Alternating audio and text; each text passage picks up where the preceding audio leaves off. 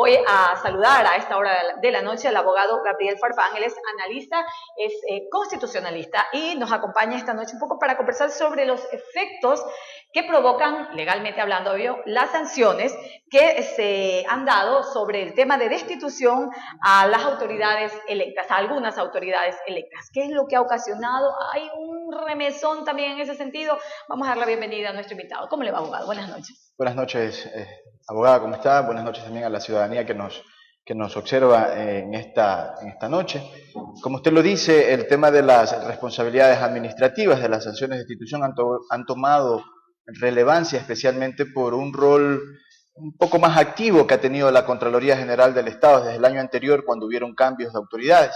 Y en ese sentido, pues Manabí especialmente enfrenta una circunstancia especial.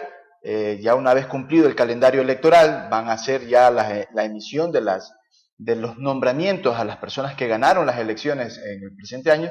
No obstante ello, en Manabí al menos hay 2 casos plenamente identificados que han sido sancionados previamente con destitución, y la ciudadanía, al menos en su gran mayoría, todavía no entiende o no tiene las consideraciones legales de cuáles son los efectos de esta destitución en estas autoridades. ¿A qué caso se refiere exactamente? Aunque ya lo sabemos, pero...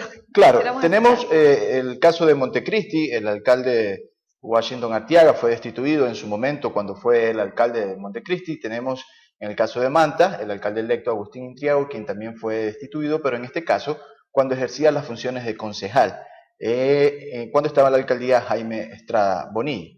En esa circunstancia, pues para poder entrar un poco en el tema, tenemos que entender que existen 3 tipos de responsabilidades de manera general: la responsabilidad administrativa, la responsabilidad civil y la responsabilidad penal. No podemos analizar cada una de ellas o mezclarlas, cada una tiene sus características específicas. En este caso, la Ley Orgánica de Contraloría General del Estado, luego del proceso de examen especial o de auditoría que nosotros conocemos, tiene la facultad de establecer 3 tipos de responsabilidades. La primera, la civil culposa; la segunda, la administrativa culposa; y también de establecer indicios de responsabilidad penal. En este caso, la sanción de destitución proviene... O las 3 también pueden ser. O las 3 en su caso, lógicamente. Pero en este caso, la sanción de destitución proviene de una responsabilidad administrativa culposa. La más grave, la destitución. El artículo 48, en su último inciso, tiene la particularidad que establece que cuando una persona es destituida no necesita de un sumario administrativo para poder aplicar esta sanción. Es decir, una vez que está hecho ya el proceso de auditoría, se determinaron las observaciones de parte de la Contraloría General del Estado, se le predeterminó en este caso al servidor. El servidor tenía 30 días para contestar, y si la Contraloría contesta ratificándose en la destitución, esto causa estado en vía administrativa. Esto lo dice el artículo 49 de la Ley Orgánica de Contraloría General del Estado. Y como no necesitamos de sumario, tiene que aplicarse inmediatamente. Entonces, analógicamente es lo que pasa con los jueces. A ver, pero Sí. allí parece que se pierden algunos funcionarios que consideran, hablando, no voy a referirme a ninguno de los que ustedes acaban de mencionar, u otros tantos que pueden haber en el Ecuador, pero ahí es donde algunas autoridades se pierden. Y, por ejemplo, en el caso de un edil, de un concejal, ¿no?, que es lo mismo.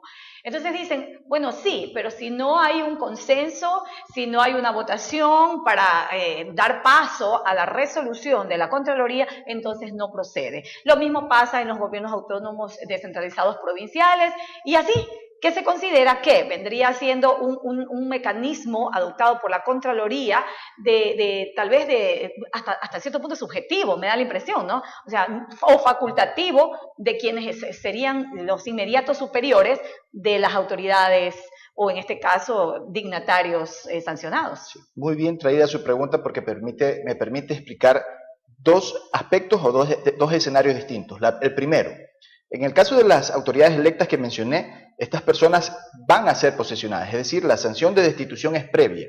En el caso, por ejemplo, del gobierno provincial de Manabí, la sanción llegó cuando la autoridad estaba en funciones. Entonces, vamos a analizarlo. En el caso del gobierno provincial de Manabí, nosotros tenemos un prefecto que está destituido, que no debería estar en funciones.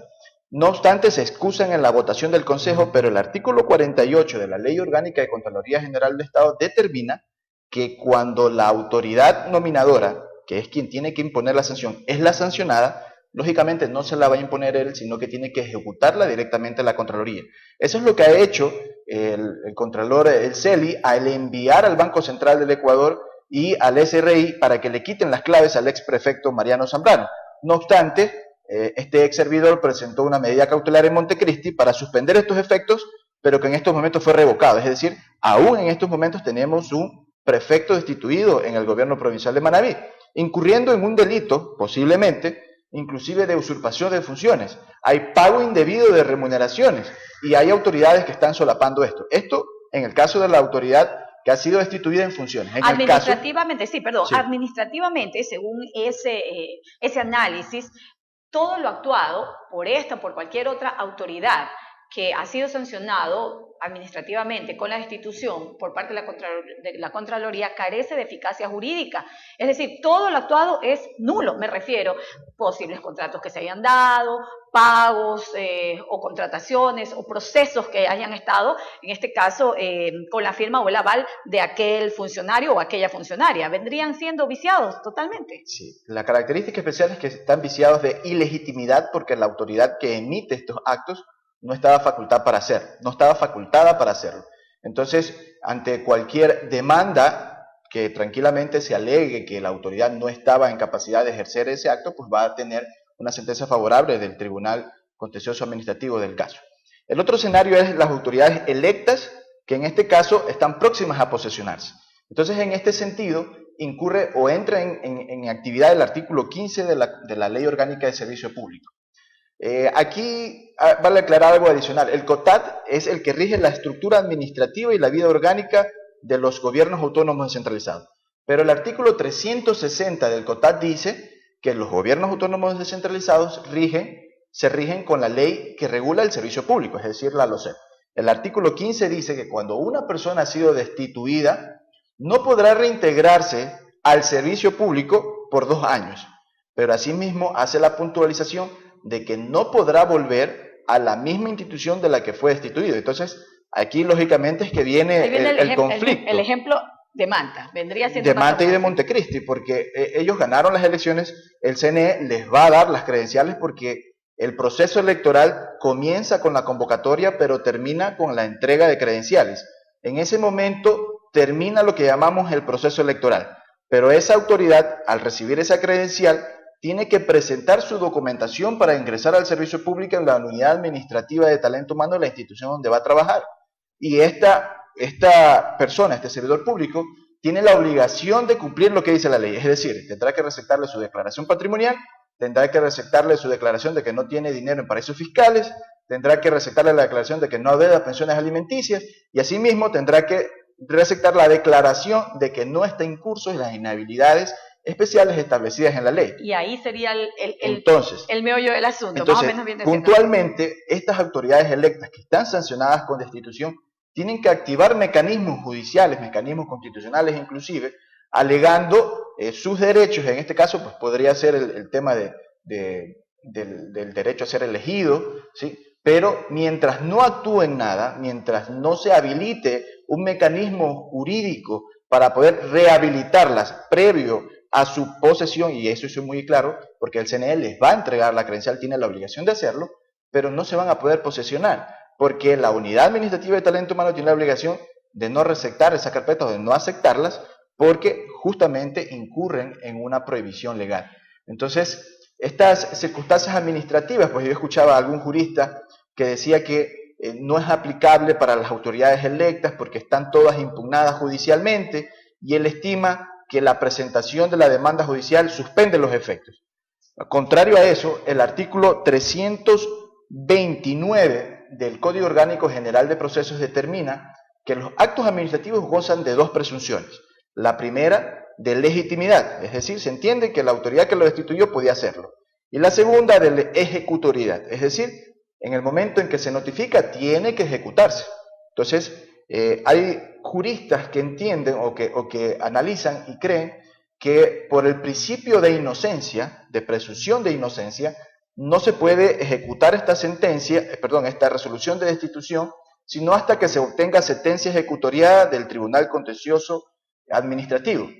Pero ellos están haciendo una interpretación sesgada de la Constitución, Porque precisamente el artículo 76, numeral 2 de la Constitución, que habla de la presunción de inocencia, dice que nadie podrá ser considerado culpable o todo el mundo será inocente, sino hasta que se emita resolución en firme o sentencia ejecutoriada. Entonces, correcto, basta que haya una resolución para que esto sea plenamente ejecutado. Pero hay ciertas circunstancias en las cuales parecería que la ley se queda solamente en letra, y en letra muerta, porque hemos visto y hemos escuchado situaciones y circunstancias que se ajustan a esos parámetros que usted acaba de mencionar, y ¿sabe qué? No ha pasado absolutamente nada, y probablemente no pasará nada. Pero es por la falta de información, precisamente porque a veces la ciudadanía no entiende todo el contexto jurídico, porque en realidad no está ocupada en su vida, vida personal. Muchos dicen, entonces, a mí lo que me importa es seguir trabajando. Exactamente, pero nuestra labor también, nuestra corresponsabilidad como profesionales, como ciudadanos, es entregar también a la ciudadanía esta información para que saque sus conclusiones. En realidad lo que yo estoy hablando y he mencionado varias normas jurídicas que respaldan este criterio que he vertido en esta noche, está plenamente respaldado. Es decir, no es un pensamiento personal por alguna circunstancia en contra de estas autoridades.